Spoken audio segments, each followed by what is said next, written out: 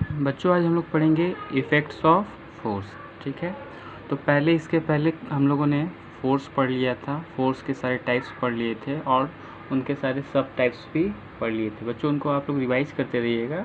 आगे आज पढ़ते हैं हम लोग इफ़ेक्ट्स ऑफ फोर्स। तो फोर्स के क्या क्या इफ़ेक्ट्स हैं देखते हैं। तो पहला, इट कैन चेंज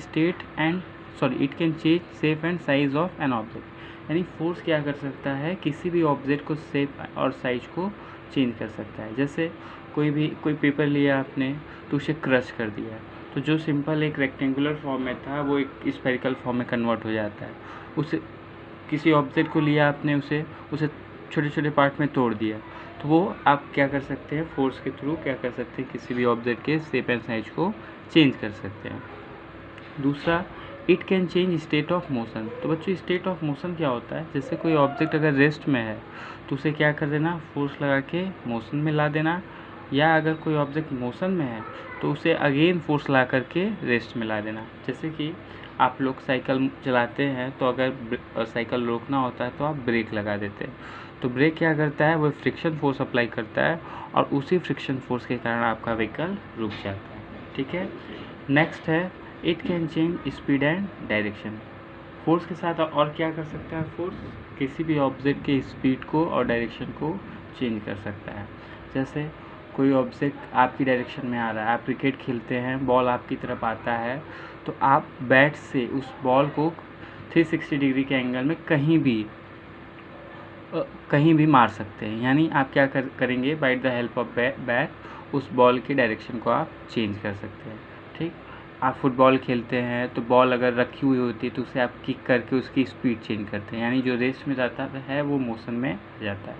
तो ये सब वेरियस इफेक्ट्स ऑफ फोर्स है जो फोर्स के थ्रू हम लोग कर सकते हैं। ठीक है, तो उम्मीद करते हैं आप लोगों को इफेक्ट्स ऑफ फोर्स समझ में आ गया होगा। नेक्स्ट पॉइंट है, हम लोग पढ़ेंगे प्रेशर। तो प्रेशर क्या है बच्चों, तो सबसे पहले प्रेशर की डेफिनेशन देखते हैं हम लोग क्या है। Force acting per unit area. Unit area कहने का सेंस ये है, जैसे अगर कोई मैं एरिया एज्यूम करता हूँ, ठीक, एरिया जिसका लेंथ भी क्या हो, एक स्क्वायर बेस ले लिया हमने, ठीक, जिसका साइड कितना हो 1 मीटर, ठीक है, तो इसका एरिया कितना हो जाएगा, 1 मीटर स्क्वायर। इसी को हम क्या कहेंगे, यूनिट एरिया। इसी को हम लोग क्या कहेंगे, यूनिट एरिया। अब इसी यूनिट एरिया के ऊपर जो फोर्स एग्जर्ट होगा, इसी पूरी यूनिट एरिया के ऊपर जो फोर्स एग्जर्ट होगा, उस फोर्स और इस एरिया की रेशियो को ही हम क्या कहेंगे, प्रेशर। ठीक है, तो प्रेशर क्या है, force acting per unit area is known as pressure. या इसके अलावा भी आप दूसरा डेफिनेशन बोल सकते हैं, क्या, the ratio of force and area is known as pressure. Force और एरिया की रेशियो को हम क्या कहते हैं, प्रेशर। ठीक है, तो प्रेशर का फॉर्मूला क्या बनता है, P=F/A। ठीक है, तो प्रेशर क्या है बच्चों, जब किसी एरिया पर, एरिया वो भी कितना, यूनिट एरिया कहने का मतलब जिसकी वैल्यू क्या होनी चाहिए, 1, जो फोर्स लगता है उसी फोर्स को हम क्या कहते हैं, प्रेशर। ओके, अब हम लोग आते हैं यूनिट ऑफ प्रेशर। तो देखिए यूनिट ऑफ प्रेशर के लिए, तो प्रेशर F/A। आपने लिखा कि प्रेशर किस पर डिपेंड करता है, फोर्स और एरिया पर। आप सभी को पता है कि फोर्स की यूनिट होती है न्यूटन और इस एरिया की यूनिट होती है मीटर स्क्वायर। ठीक है, तो यहाँ से जो मिलेगा हमें प्रेशर की unit, Newton per metre square. इसी न्यूटन पर मीटर स्क्वायर को हम पास्कल के नाम से भी जानते हैं।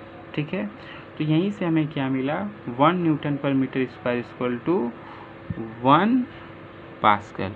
इस पास्कल को हम लोग PA से इंडिकेट करते हैं। ठीक है, फिर से एक बार बच्चों, जैसे प्रेशर की यूनिट निकालनी होगी तो हमें फोर्स और एरिया की यूनिट पता होनी चाहिए।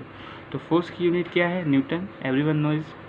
फिर एरिया की यूनिट क्या होती है, मीटर स्क्वायर।